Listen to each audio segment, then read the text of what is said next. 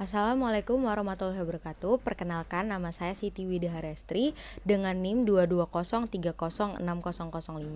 Di sini saya akan menjelaskan terkait dengan fungsi 13 organel sel hewan dan 5 perbedaan sel hewan dan tumbuhan. Namun, saya akan menggambar sel hewannya terlebih dahulu.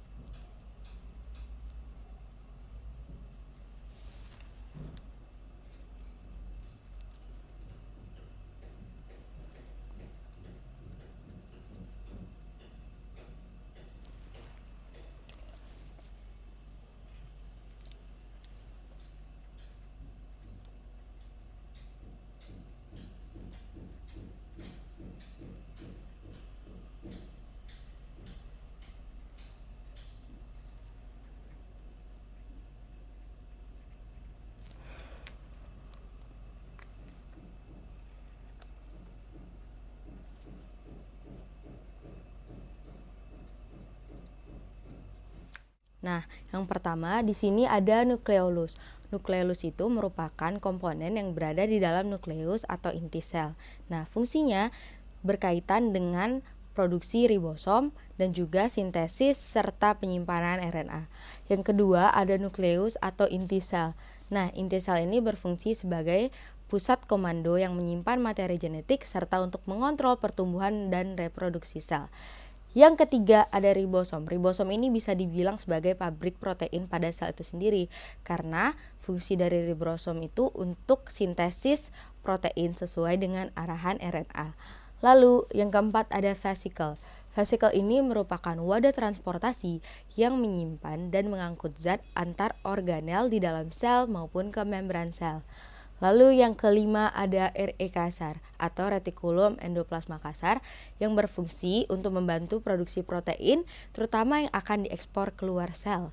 Lalu yang keenam ada badan Golgi.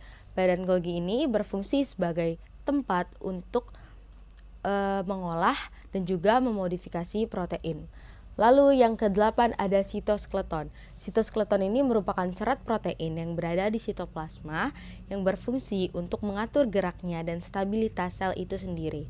Lalu yang ketujuh ada RE halus atau retikulum endoplasma halus yang berfungsi untuk memproduksi lemak atau lipid. Lalu yang kesembilan ada mitokondria. Mitokondria ini berfungsi sebagai pusat energi dalam sel karena mitokondria itu memproduksi energi sel. Nah, yang dihasilkannya itu nanti itu dalam bentuk ATP. Lalu ada vakuola. Vakuola ini tidak terdapat pada semua sel hewan. Ia hanya terdapat pada hewan yang uniseluler saja. Fungsinya untuk mengatur kadar garam dan air dalam tubuh, lalu juga dapat sebagai tempat menyimpan cadangan makanan. Lalu yang ke-11 ada sitosol. Sitosol ini merupakan tempat di mana terjadinya reaksi metabolisme ataupun reaksi kimia, contohnya itu glikolisis. Lalu yang ke-12 ada lisosom. Lisosom ini berfungsi untuk daur ulang sel dan juga terkait dengan pencernaan intraseluler dan menghancurkan patogen-patogen penyebab penyakit. Lalu yang 13 atau yang terakhir itu ada sentriol. Sentriol ini berfungsi dalam hal pembelahan sel. Nah, sekarang saya akan menjelaskan 5 perbedaan sel hewan dan sel tumbuhan. Yang pertama itu dinding sel. Dinding sel itu hanya terdapat pada sel tumbuhan.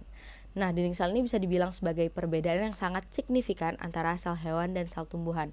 Nah, sel tumbuhan itu memiliki dinding sel yang tersusun dari serat-serat atau sel-sel selulosa yang bersifat kaku sehingga pergerakan tumbuhan ini pasif dan cenderung lambat.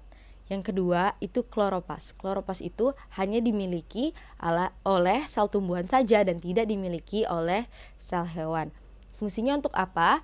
Pada kloropas itu terdapat klorofil, pigmen fotosintetik, dan tempat terjadinya fotosintesis. Jadi tumbuhan itu dapat menghasilkan makanannya sendiri. Berbeda dengan sel hewan yang mendapati sumber makanannya itu melalui makhluk hidup lain. Nah, yang ketiga ada lisosom. Lisosom ini hanya terdapat pada sel hewan dan tidak terdapat pada sel tumbuhan. Lisosom ini berfungsi untuk mendaur ulang sel dan juga untuk memperbaiki organel sel yang rusak. Nah, yang keempat itu ada vakuola. Nah, vakuola pada sel tumbuhan itu cenderung berukuran lebih besar dibanding dengan sel hewan. Dengan vakuola pada sel hewan, lagi pula tidak semua sel hewan itu memiliki vakuola, hanya hewan yang uniseluler saja. Nah, yang kelima itu adalah sentriol. Sentriol itu hanya dimiliki oleh sel hewan dan tidak dimiliki oleh sel tumbuhan yang berfungsi terkait dengan pembelahan sel. Itu penjelasan dari saya. Lebih kurang mohon maaf. Wassalamualaikum warahmatullahi wabarakatuh.